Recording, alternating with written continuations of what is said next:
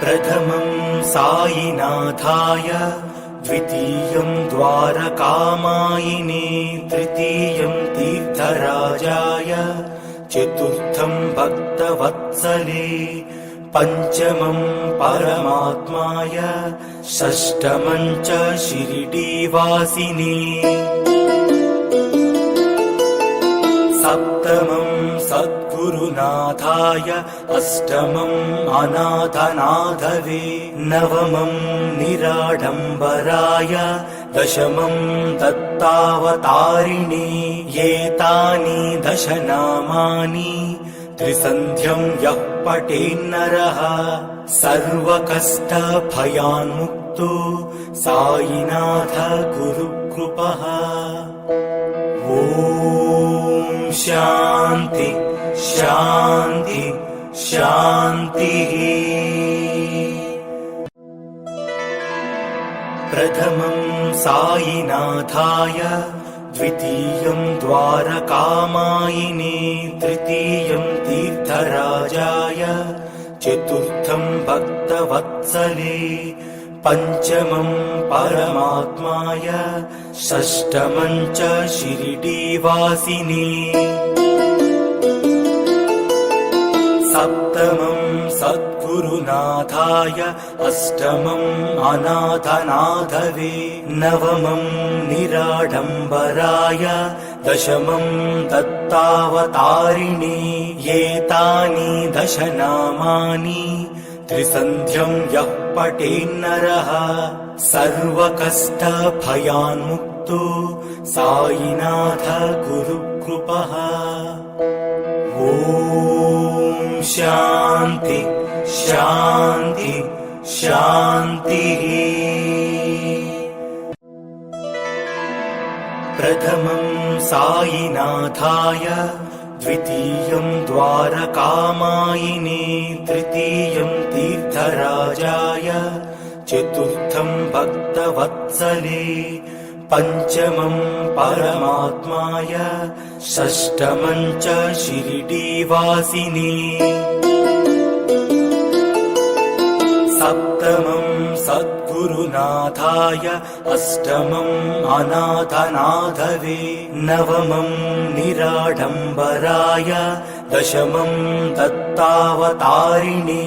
एतानि दशनामानि त्रिसन्ध्यं यः पठेन्नरः सर्वकष्टभयान्मुक्तो साईनाथ गुरुकृपः। ॐ शान्ति शान्ति शान्तिः। प्रथमं साईनाथाय, द्वितीयं द्वारकामायिने, तृतीयं तीर्थराजाय, चतुर्थं भक्तवत्सले, पञ्चमं परमात्माय, षष्ठमं च शिरडीवासिने, सप्तमं सद्गुरुनाथाय, अष्टमं अनाथनाथवे, नवमं निराडम्बराय, दशमं दत्तावतारिणे। एतानि दशनामानि त्रिसन्ध्यं यः पठेन्नरः सर्वकष्टभयान्मुक्तो साईनाथ गुरुकृपः। ॐ शान्ति शान्ति शान्तिः। प्रथमं साईनाथाय, द्वितीयं द्वारकामायिने, तृतीयं तीर्थराजाय, चतुर्थं भक्तवत्सले, पञ्चमं परमात्माय, षष्ठमं च शिरडीवासिने, सप्तमं सद्गुरुनाथाय, अष्टमं अनाथनाथवे, नवमं निराडम्बराय, दशमं दत्तावतारिणे। एतानि दशनामानि त्रिसन्ध्यं यः पठेन्नरः सर्वकष्टभयान्मुक्तो साईनाथ गुरुकृपः। ॐ शान्ति शान्ति शान्तिः। प्रथमं साईनाथाय, द्वितीयं द्वारकामायिने, तृतीयं तीर्थराजाय, चतुर्थं भक्तवत्सले, पञ्चमं परमात्माय, षष्ठमं च शिरडीवासिने, सप्तमं सद्गुरुनाथाय, अष्टमं अनाथनाथवे, नवमं निराडम्बराय, दशमं दत्तावतारिणे।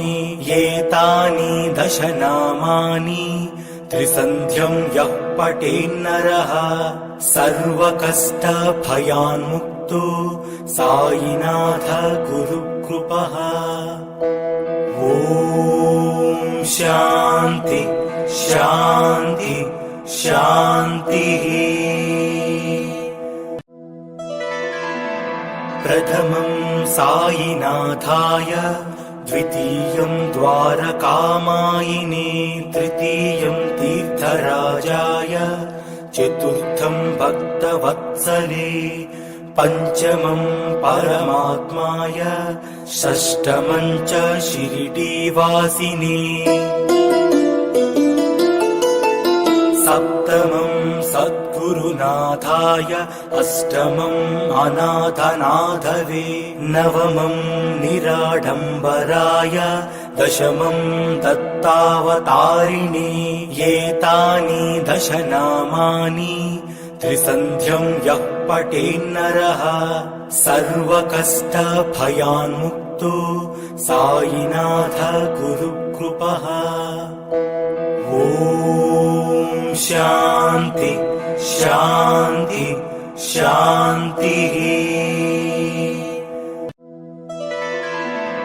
प्रथमं साईनाथाय, द्वितीयं द्वारकामायिने, तृतीयं तीर्थराजाय, चतुर्थं भक्तवत्सले, पञ्चमं परमात्माय, षष्ठमं च शिरडीवासिने, सप्तमं सद्गुरुनाथाय, अष्टमं अनाथनाथवे, नवमं निराडम्बराय, दशमं दत्तावतारिणे। एतानि दश नामानि त्रिसन्ध्यं यः पठेन्नरः सर्वकष्टभयान्मुक्तो साईनाथ गुरुकृपः। ॐ शान्ति शान्ति शान्तिः। प्रथमं साईनाथाय, द्वितीयं द्वारकामायिने, तृतीयं तीर्थराजाय, चतुर्थं भक्तवत्सले, पञ्चमं परमात्माय, षष्ठमं च शिरडीवासिने, सप्तमं सद्गुरुनाथाय, अष्टमं अनाथनाथवे, नवमं निराडम्बराय, दशमं दत्तावतारिणे। एतानि दश नामानि त्रिसन्ध्यं यः पठेन्नरः सर्वकष्टभयान्मुक्तो साईनाथ गुरुकृपः। ॐ शान्ति शान्ति शान्तिः। इति श्री साईनाथ कष्टनिवारण स्तोत्रम् सम्पूर्णम्।